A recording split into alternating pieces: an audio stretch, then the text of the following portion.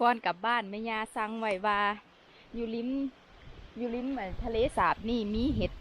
มันปูฝรั่งหลายน้องเมย์ก็เลยย่างมาเบิ่งแล้วจ้ะหลายคักทิ้งถุงแอบเก็บไปแล้วนี่น้องเมย์เก็บไปแล้วจ้ะได้หลายเติบทิมถุงได้พ่อฝูงเห็ดหลายคักเล่นไปเอากล้องมาเบิ่งวันนี้จ้ะมันหลายก็เลยอยากให้ทุกคนเบิ่งแล้วจ้ะนี่มีแต่ดอกงามๆเพราะว่าแถวนี้คือสิบ่มีคนมาเก็บอยู่แล้วจ้ะเพราะว่ามันเป็นที่ส่วนบุคคลดอกงามๆใหญ่ๆเต็มเลยเห็ดมันปูเบิ่งห้อยคนยางเหยียบอีกต่างหากมีแต่ดอกใหญ่ๆงามๆเราสั่งไว้ก่อนที่กลับบ้านให้มาเบิ่งว่าสั่นว้าหลายอีหลีเด้จ้ะคุณน่ะเดี๋ยวนี่ทั้งจุ่มใหญ่นี่เก็บวันนี้จ้ะเก็บ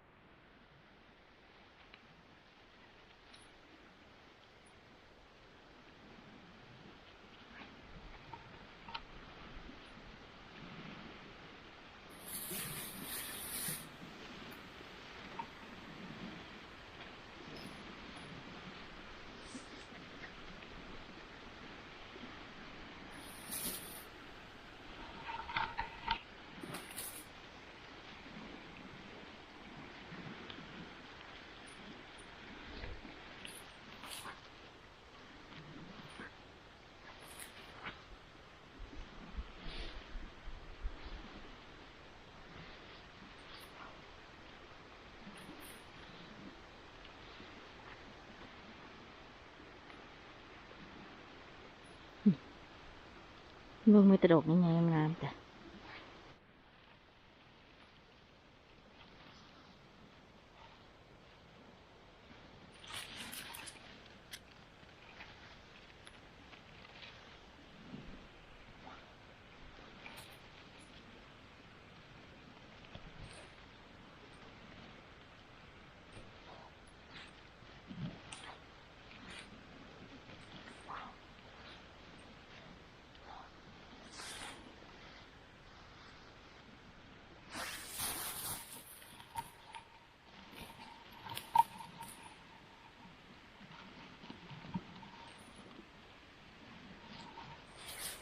โอ้ยห้อยคนเหยียบมัน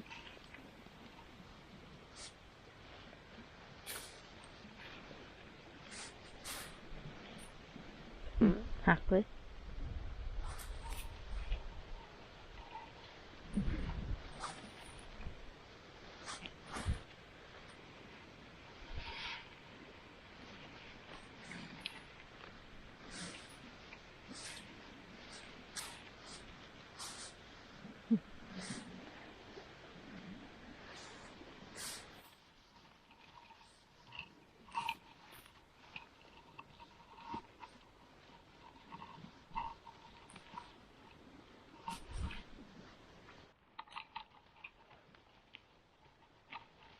ขาอวบดีเนาะ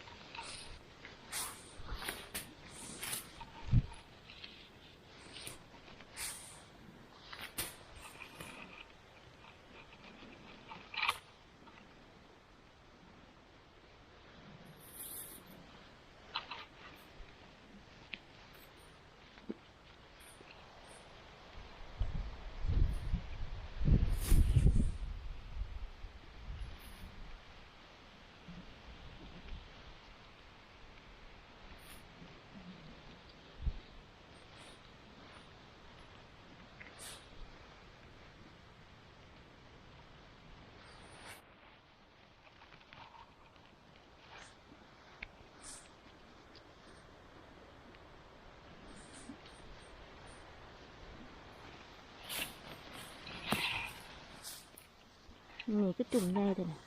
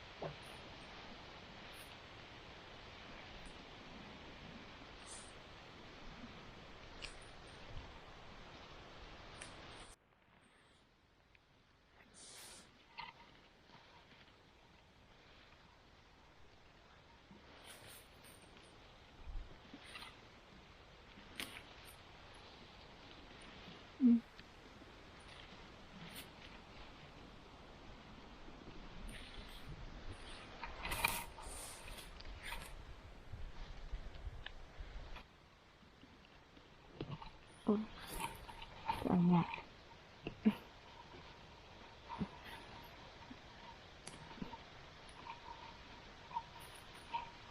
โอ้ยหักนะ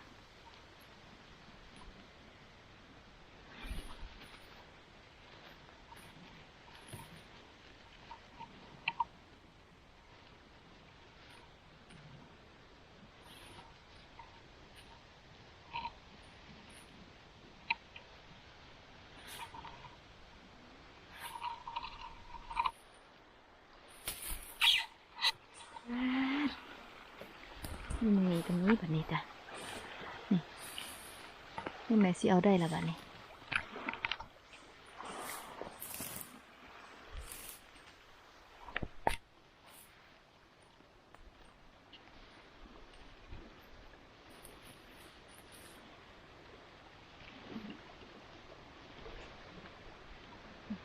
ขาอวก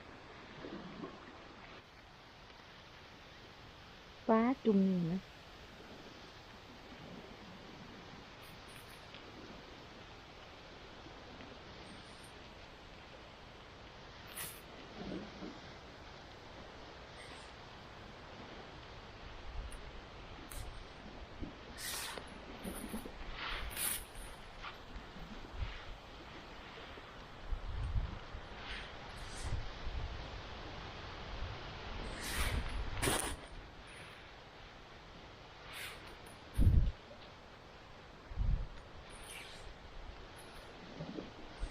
จุดนี่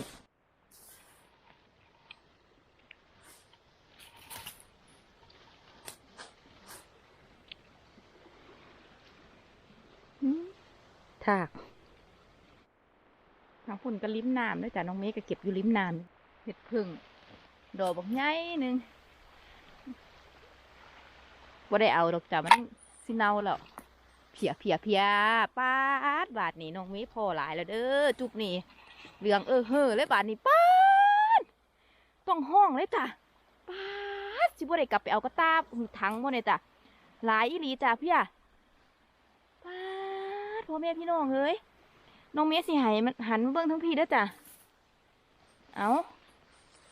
พี่อะป้าดหลายคักหลายเนี่ยโอ้มาทั้งพี่อีก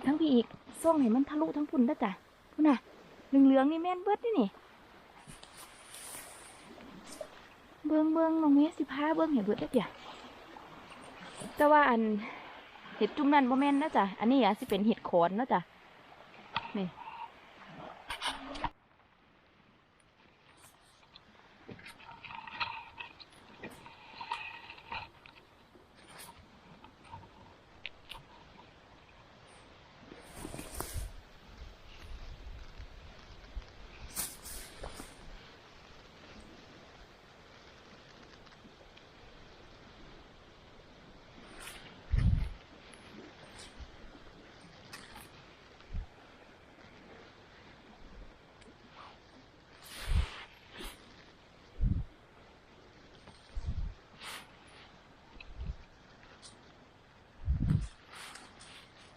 เงาไก่เต็มแล้วจ้ะ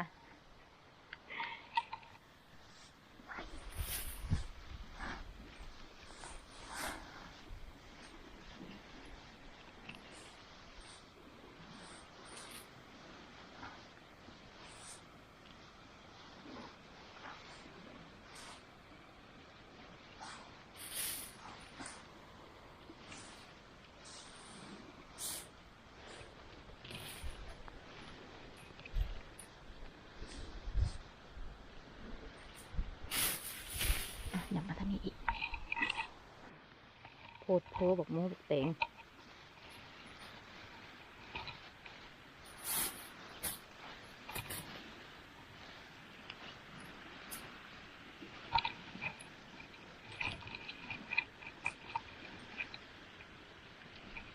จิบ่ได้หาบกลับบ้านสมบูรณ์มือนี่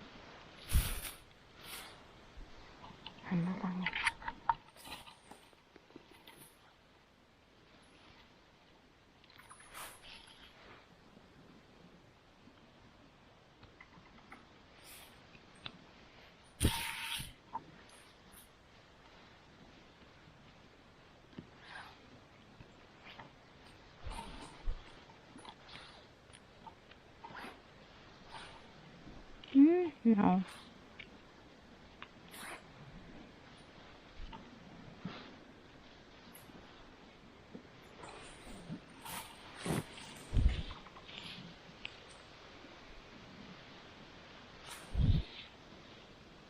เอาออกอยู่ถึงต้นไม้ทักท้ายเผื่อจะได้ยินเสียงบุคุณขึ้นกะโหลกไปทางไหนแล้วล่ะพูดคุณหันหน้าลงมาพี่พร้อมนะ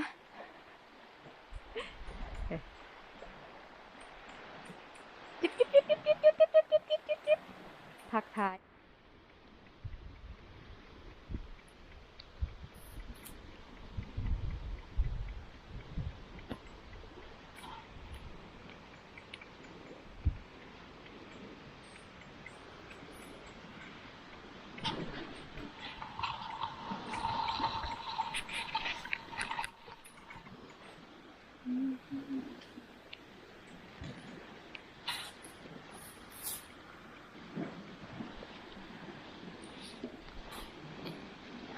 ฟังเสียงคลื่นทะเลกันจ้ะ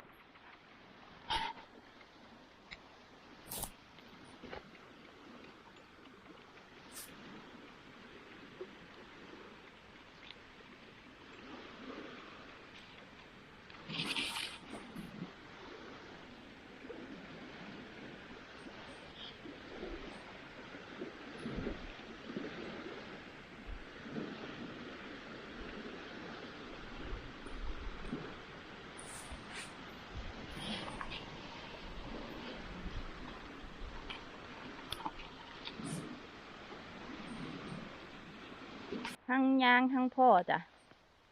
เบิ่งมองนี้หั่งหลายคักคุณน่ะแม่นเบิดเลยแม่นเบิดเลย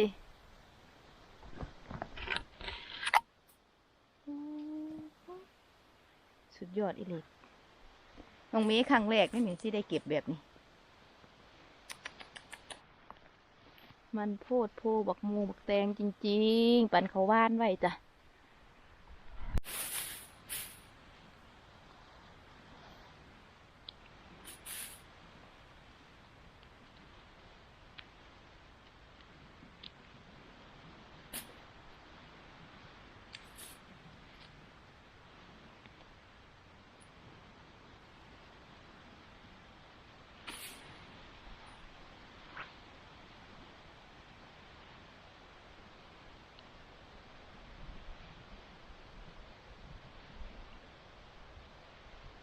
น้องเริ่มอารวาส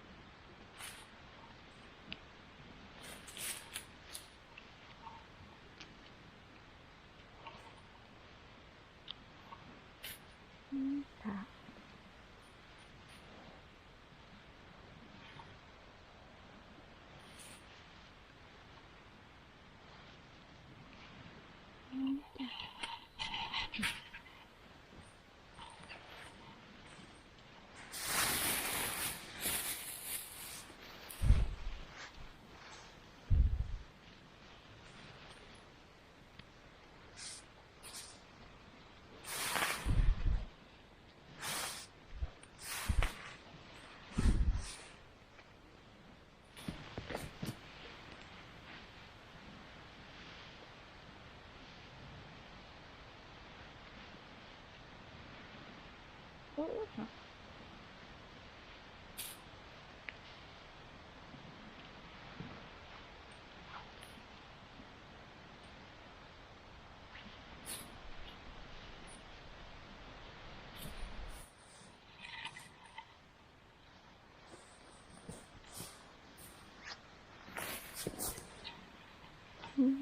ลายคักลายแน่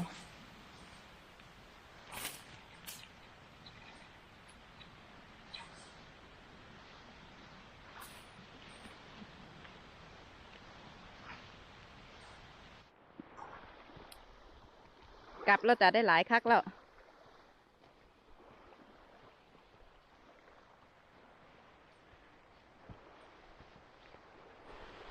บ้านพักร้อน เดี๋ยวเห็นว่าจะมีแต่ต้นไม้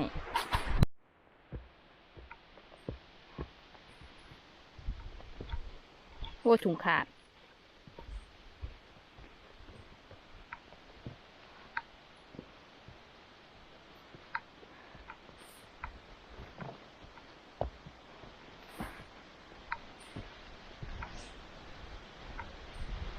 ฮอดแล้วฮอดแล้ว